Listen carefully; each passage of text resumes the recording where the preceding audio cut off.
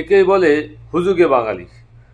আওয়ামী সরকারের সাবেক স্বাস্থ্যমন্ত্রী ডক্টর সামন্তলাল সেন, তার ব্যাপারে তার যে জ্ঞান গম্ভীর্য, তার যে অভিজ্ঞতা, সেটাকে অনেক ফলাও করে ফুটিয়ে তুলে তারপর অনেকে ফেসবুকে পোস্ট দিতেছেন যে জাতির এই ক্লান্তি লগ্নে ডক্টর সামন্তলাল সেনকে অতি দ্রুত বা প্যারোলে মুক্তি দিয়ে তারপর তাকে কাজে লাগানোর ব্যবস্থা করা হোক।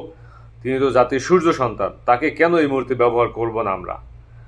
তো যারা পোস্ট করতেছেন, অনেক সেলিব্রিটিও আছে এর ভিতরে, নায়ক নায়িকা নিপুণ না যেন কে দেখলাম, তিনি পোস্ট করতেছেন, এবং মেহের আফরোজ শাওন তিনি পোস্ট করতেছেন।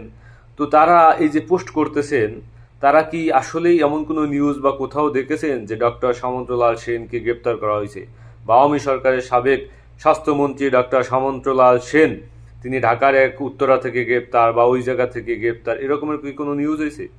যেই সামন্তলাল সেনকে এখন পর্যন্ত বাংলাদেশ সরকার বা এই ডক্টর ইউনূস সরকার ক্ষমতা আসার পর গ্রেপ্তারই করেননি, তার কোনো হদিসই পাওয়া যায়নি। তিনি কোথায় আছেন কেউ জানে না, তিনি আত্মগোপনে আছেন, অনেকে বলছেন দেশের বাইরে চলে গেছেন। তো তাকে আসলে কিভাবে এই সরকার মুক্ত করবে? বা শুধুমাত্র সামন্তলাল সেনই কি পারবে? এছাড়া কি কেউ নাই? তার অল্টারনেটিভ কি কেউই নেই? এমনভাবে ফুটাই তোলা হইতেছে, এমনভাবে গুজব ছড়ানো হইতেছে যে তিনি ছাড়া আর কেউ নেই এই বাংলাদেশ। এই সামন্তলাল সেন কি করছিল? অনেকে তার বিরুদ্ধে অভিযোগ তুলেছেন যে যখন এই যে আপনার জুলাই আগস্ট আন্দোলন হয়, সেই আন্দোলনে যে সব শিক্ষার্থীরা আহত হয়েছেন তাদেরকে চিকিৎসা দেওয়া নাকি বন্ধ করে দেওয়া হয়, বিভিন্ন জায়গায় তাদেরকে ভর্তি নেওয়া হয় নাই এই ডক্টর সামন্তলাল সেনের নেতৃত্বে। তো বুঝতেই পারতেছেন যে এইসব বয়ানগুলো কোথা থেকে আসে, কিভাবে আসে।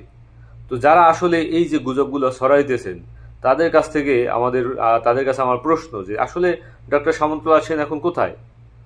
তিনি তো জেলে নাই, তিনি আছেন কোথায় আছেন কেউ জানে না, না সরকারের কাছে তথ্য আছে না কারো কাছে আছে। তিনি নাকি আত্মগোপনে চলে গেছেন, দেশের বাইরে চলে গেছেন।